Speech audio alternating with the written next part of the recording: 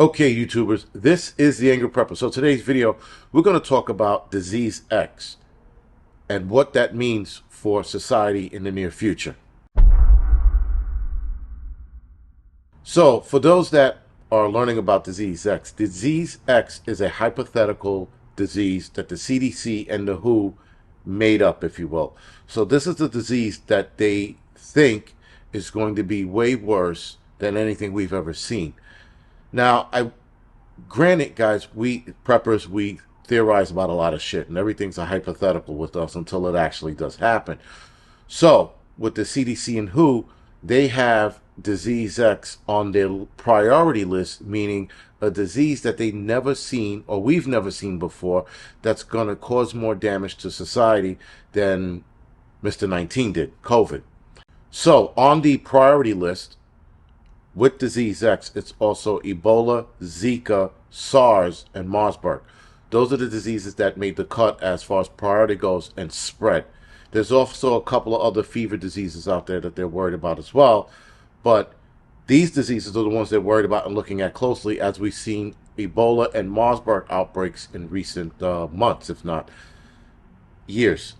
SARS is something that they're looking at closely, but not too bad. MERS is another one, the Middle Eastern Respiratory Syndrome disease. They're also looking at that. So I don't know if disease X is something they actually know about and they're keeping it under wraps, or is it something that, again, because it's hypothetical, they're looking at it as, oh shit, this next disease could be the one to wipe out most of humanity, and or at the very least a large population of humanity.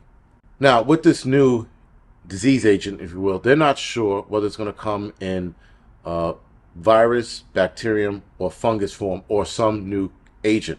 Now, when they said some new agent, I'm like, what other agent could there be? So, again, this is something that they're looking at closely. I feel, guys, that this is another way to keep people nervous and on their toes. Because, again, why mention it? Why even talk about it? For those of us that pay attention to pandemics, epidemics, and things of that nature, we know that there's something out there that is way worse than anything we've ever seen. It's just the numbers game, right? And the permafrost that's melting and glaciers that are melting. Something's going to pop up that's going to be pretty ugly. But why mention it to the rest of the public so that they can get nervous about it, so they can look at everything as the death disease, right? I mean, hell, just name it the death disease, because that's pretty much what it's going to do if it's that bad. Now, I found this part in the article to be very interesting when they mention the zombie disease. Now, yes, there are diseases that that incapacitate you and leave you in a catatonic state. And the disease winds up eating you from the inside out, sort of like a zombie disease, minus the running around and eating brains and all kinds of shit, or eating people, rather, sorry. So they are also looking at a couple of zombie viruses that are out there now that are actually affecting insects. But again, that jump there has to be an astronomical jump for that to happen. They also looked at a new zombie virus that's affecting only amoebas.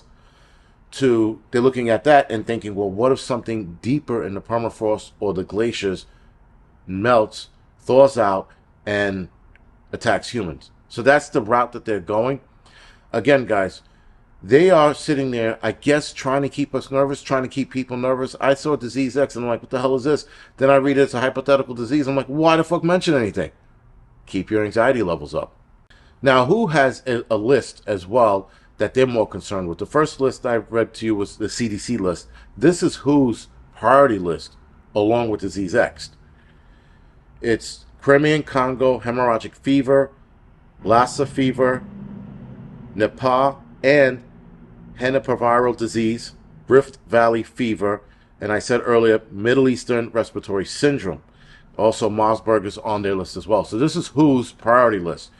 So we already have all that shit to deal with, right? And the WHO is dealing with Marburg and Ebola in certain countries in Africa now, and SARS and MERS pops up here and there. We got all those diseases to deal with, and Marburg probably being the worst out of that list has a high mortality rate, but the infectious rate is pretty low. So you have to like lick somebody or sneeze right into their mouth to actually contract this, or have some kind of blood splatter on you. Disease X, they're theorizing, is going to be easily contagious, has a moderate incubation period, meaning it doesn't move too fast that it burns itself out, but it doesn't move slow enough so that we can catch on to it. It moves at a moderate pace, which is a pace that you don't want it to move at, because a moderate pace means it's moving fast enough that the CDC and WHO and local agencies can't do anything about it, but it doesn't move too fast where it burns itself out like we've seen a couple of other diseases do before. And if I'm not mistaken, there was an HIV Black, if I remember that correctly. It might not have been the name, but this was an HIV virus that burned through a guy, I think it was here in the United States, in under 2 weeks. That burned itself out so quickly it didn't get any momentum to go anywhere. So it died with him, luckily.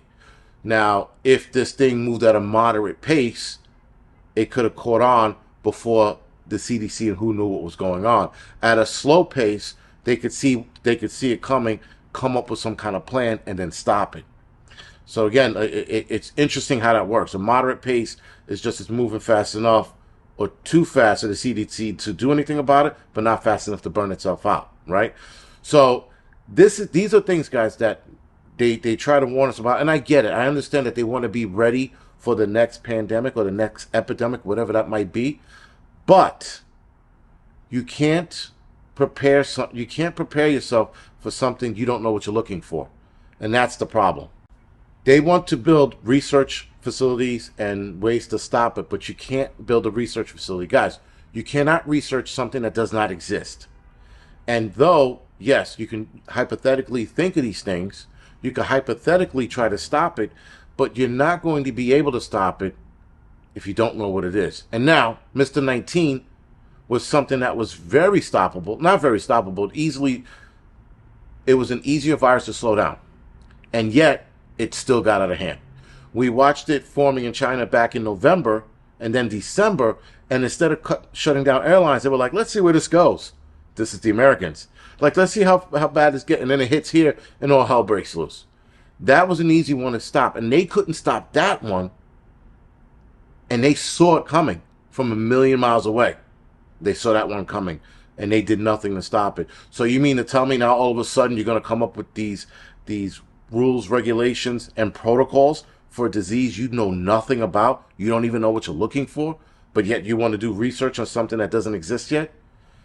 The language doesn't make sense. I see what they mean about preparing, absolutely, but they had protocol for pandemics. WHO, CDC, every health organization on this planet had a protocol for it, and not one agency did anything about it. And that was with Mr. 19, right? So now you got something a lot deadlier. There's no way they're going to stop it. It's just them blowing smoke up our asses and telling us, we're going to try to save you people. They ain't saving shit. When it comes to the next one, guys, that is on us to stop it. And meaning within our family and our friends. We're the only ones that are going to stop the next one, not the CDC, not WHO, because they're going to come out with outlandish rules and regulations and protocols, none of which work for Mr. 19. Anyway, guys, this is the Angry Prepper. Thank you for watching.